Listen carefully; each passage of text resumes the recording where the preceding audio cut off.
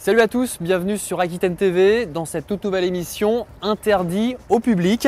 Une émission où nous allons vous faire découvrir des endroits où vous ne pouvez pas aller, des endroits insolites, chargés d'histoire, mais dont l'accès vous est interdit. Il s'agit aussi de vous faire découvrir des monuments, le patrimoine régional à travers l'œil des caméras d'Aquitaine TV. Pour cette première émission, nous vous emmenons à Bordeaux avec l'un des monuments symboliques de la ville, un monument immanquable lorsque l'on traverse cette bonne ville de Bordeaux ou lorsque l'on est tout simplement dans le centre-ville. Il s'agit bien évidemment du pont de Pierre. Ce que l'on connaît moins de ce pont, c'est qu'il est totalement creux. En effet, il est traversé de galeries et de passages et c'est justement aujourd'hui l'intérieur de ce pont que nous allons vous faire découvrir. Pour nous accompagner dans cette visite, Brigitte Benjamin, qui est guide à l'Office du tourisme de Bordeaux. Bonjour Brigitte. Bonjour Christophe. Alors tout d'abord peut-être un petit rappel historique sur ce pont de Pierre. Depuis le XIIe siècle, il y avait des projets de pont en bois, mais aucun n'a vu le jour. On a relancé tous ces projets au XVIIIe siècle. Mais la largeur du pont, les fonds vaseux, les courants, tout ça était des obstacles. Et ce n'est qu'au 19e, par la volonté de Napoléon, qu'on a vraiment envisagé un passage en mur. Avec nous également Olivier Lartigue. Bonjour Olivier. Bonjour. Vous êtes chargé de la surveillance des ouvrages d'art à la communauté urbaine de Bordeaux. En quoi ça consiste alors cette surveillance rapidement? Vérifier l'état des ouvrages pour qu'ils continuent à rendre service, donc à pouvoir faire passer les véhicules dessus, quoi. Allons découvrir ce qu'il a dans le ventre ce pont de Pierre. Allez, on y va, c'est parti. Nous nous retrouvons donc au niveau de la Garonne, juste au pied de la première pile du pont. Cet accès, il a toujours existé ici? Pas sous cette forme de porte métallique, mais il a toujours existé, oui. Quelques marches, escalier d'époque, un Brigitte. D'époque. Escalier du 19e, tout est 19e. Et voilà, nous voici arrivés dans une petite pièce. Alors où sommes-nous exactement là? Alors ici, on est juste en dessous de l'ancien octroi de péage en fait, qui avait été installé à la construction du pont, qui a été supprimé, dérasé en 1954 avec l'élargissement de l'ouvrage. Donc l'octroi se trouvait juste au-dessus de nous, on a un escalier qui permettait d'y aller, quoi. Il y a la même pièce exactement de l'autre côté, c'est symétrique, hein, c'est ça? On peut le voir sur cette petite photo là. D'accord. Où on voit en fait l'octroi de chaque côté. C'est juste assez surprenant, on est dans un petit tunnel et on entend le tramway de Bordeaux juste au-dessus passer. Il y a un petit côté inquiétant, mystérieux. Allez, on continue la visite. Comme si on commençait à traverser la Garonne, là. Direction rive droite. Plus on continue, plus on sort donc ce plafond. Ah, ça commence à s'abaisser, oui. Qui s'abaisse. Là, on arrive à l'escalier de la première pile en fait ici. On va pouvoir y descendre. C'est vrai que c'est trop, faut pas être... Sur la tête. Faut pas être trop grand. Donc voilà, nous arrivons dans la première pile du pont, c'est ça, un petit peu pour visualiser mieux où est-ce qu'on se situe. Donc, la première pile en rivière, côté rive gauche, quoi.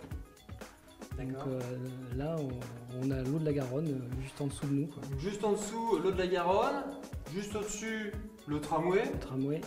On est vraiment pile poil, vraiment au centre quasiment du pont, dans l'axe en tout cas.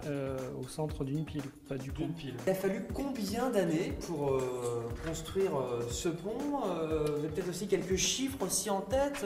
Combien de briques? 500 000 briques 500 000 briques pour construire pour ce pont de construire Pierre. le pont de Pierre. Et je crois 15 000 mètres cubes de pierre. Ce qu'on peut remarquer, c'est la qualité, puisque c'est un endroit qui n'est pas ouvert au public, qui ne l'était pas, qui n'est pas visible d'extérieur. Et malgré tout, on voit une arête magnifique. Le pont s'est fait assez rapidement. Il a été inauguré un jour de Saint-Louis, ce qui montre bien que ça n'avait aucune relation avec Napoléon, puisqu'on cherchait plus à honorer Louis XVIII Donc un jour de Saint-Louis, on a posé la dernière pierre, mais on a ouvert au public que 9 mois plus tard. Ce qui fait que vous trouvez des dates quelquefois de 1821, mais en fait il a été inauguré, la dernière pierre est 1821, mais il a été ouvert en 1822. On voit des éléments métalliques ici, un petit peu partout. Ça c'est d'époque aussi. C'est d'époque aussi, oui. Ça a été mis en fait pour rigidifier l'ouvrage puisqu'il est réalisé creux, mais il faut quand même lui donner une certaine rigidité pour compenser en fait le fait qu'il soit creux à l'intérieur. Donc ces éléments contrevente en fait un petit peu partout au niveau des différentes voûtes et piliers. On parlait tout à l'heure des éléments de surveillance. Comment vous accumulez ces informations? Où est-ce que ça se passe? C'est ici sur le pont ou ailleurs? Oui, alors les données avec les différents capteurs installés dans l'ouvrage sont recueillies au sein du pont et transitent par voie téléphonique en fait jusqu'au service qui les surveille et les données sont enregistrées continuellement. Et il y a des rondes, du personnel, des agents de la communauté urbaine qui viennent ici régulièrement. Oui. Tous les combien de temps, Yann? Vu l'ouvrage et vu les pathologies de l'ouvrage et de la surveillance qui est faite, on va dire que c'est plusieurs fois par mois que l'ouvrage est visité. On va faire un petit peu marche arrière, on va retrouver le petit tunnel qu'on avait tout à l'heure. On a quitté tout à l'heure, on va le rejoindre. Ici, on a une construction, une petite construction un peu plus récente. Local, régulation du trafic. Alors c'est quoi exactement? Alors, ça permet en fait de gérer toutes les phases des feux tricolores ainsi que du passage du tramway en fait, pour que tout se passe le mieux possible en fonction de la circulation. Ils voulaient installer en fait tout un tas d'armoires électroniques. On leur a demandé en fait de faire une protection que ça se voit pas et que ça se marie bien avec l'ouvrage. On voit encore une petite cavité, une petite entrée juste là-bas. Alors une architecture un peu spéciale, hein, Brigitte. On voit juste au-dessus, ça rappelle d'autres monuments ici à Bordeaux, non? Oui, on a un arc en plein cintre qui rappelle ce qu'on trouve au Palais Gallien. Donc le monument le plus ancien qu'on ait conservé à Bordeaux, autour du 1er siècle, début du 1er siècle. Et là, comme on a un très bel escalier aussi également en pierre, avec des contre-marches qui rentrent et une symétrie parfaite, donc un ouvrage qui a une grande beauté dans ses caractéristiques architecturales. Ça, quand on voit ce haut ici, on s'imagine que l'architecte s'est peut-être influencé du Palais Gallien. Claude Deschamps a dû étudier les monuments de Bordeaux avant de construire le pont de Pierre et quand il a poursuivi, il a également continué avec cette architecture de pierre et de briques qui n'est pas très habituelle chez nous. On va continuer vers l'extrémité amont du pont. On va redescendre en fait au niveau du sol où il y a la piste cyclable en fait. On va descendre. Brigitte est déjà partie.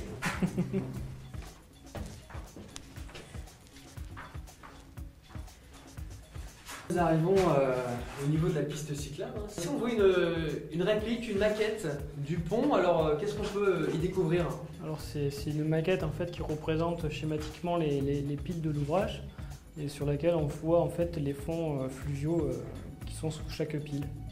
Alors cette maquette elle a été faite pour montrer la réalisation des protections des fonds fluviaux autour des piles. Il a été réalisé en fait des enrochements et des gabions de chaque côté en fait des piles en amont et en aval.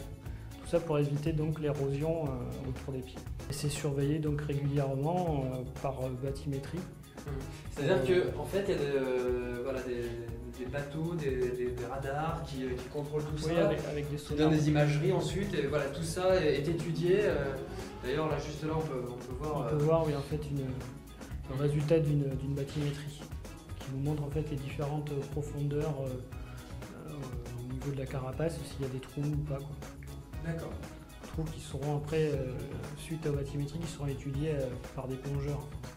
Plongeurs qui travailleront juste avec les mains, puisque sous la garonne, en fait, on ne voit rien.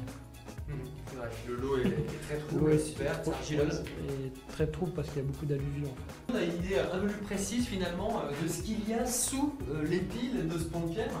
On a du bois ici, là on a un micro-pieu. Voilà, c'est ça, on retrouve le pieu bois qu'on peut trouver sous les piles en fait, de l'ouvrage. Et à droite, en fait, on voit les micro-pieux qui ont servi au confortement de certaines piles. Il faut l'imaginer dans l'autre sens, la partie métallique s'enfonce en fait dans le sol, jusqu'à 25 mètres de profondeur et la partie béton est ancrée en fait autour de la maçonnerie de la pile. D'accord. Donc sous chacune des piles du pont, il y a combien de pieux en bois? Alors on trouve sous chaque pile 250 pieux bois. 250 pieux bois. Donc fois 16 D'accord. piles. Je calcule. Et après, ce type de micro-pieux Alors on en trouve sur les piles qui sont confortées, on en trouve 16 en fait, 16 micro-pieux et dans d'autres on trouve 12 micro-pieux, celles qui avaient moins besoin d'être soutenues en fait par rapport au tassement. Voilà, nous nous retrouvons de nouveau à l'air libre, de l'autre côté, de l'endroit où on est rentré. Finalement, alors Brigitte, ce pont de pierre, il vous fascine toujours autant? Il me fascine parce que Bordeaux était un peu comme une île. Quand les gens voulaient venir de Bordeaux, on leur infligeait une difficulté. Et on a parlé quelquefois de douves moyenâgeuses pour la ville de Bordeaux. Et là, on rompt cette insularité, on relie les deux berges de la Garonne, on relie Bordeaux à la France. Donc c'est un ouvrage qui revêt un très fort symbole, en plus de son architecture, de la technique extraordinaire pour l'époque. Donc c'est un ouvrage très important pour la ville de Bordeaux. Il y a toujours des choses à découvrir sur un tel ouvrage. Tous les jours, vous découvrez avec ce type de pont, par exemple? Tous les jours, on découvre un aspect suivant qu'on est, comme aujourd'hui, sous les arches, qu'on passe en bateau, puisqu'à Bordeaux, on visite la ville également en bateau, donc on franchit le pont, ou qu'on circule en piéton, en vélo, donc tous les aspects. Et quelquefois, on a des surprises quand des étrangers nous demandent où est le pont Saint-Pierre. Voilà, ils confondent la pierre et le saint. D'accord. Brigitte Benjamin, merci pour nous avoir fait découvrir une partie historique, architecturale de ce pont. Olivier Lartigue, merci également de nous avoir consacré du temps pour découvrir un peu plus sur ce pont et surtout ce qu'il renferme, parce que nous avons pu découvrir finalement l'intérieur du pont Pierre. Et ça, ce n'est pas donné à tout le monde. Je vous rappelle que c'est un site, l'intérieur du pont est totalement interdit au public. Voilà, je vous remercie en tout cas de nous avoir suivis sur Aquitaine TV et je vous dis à une prochaine fois pour une nouvelle émission interdite au public. Ciao.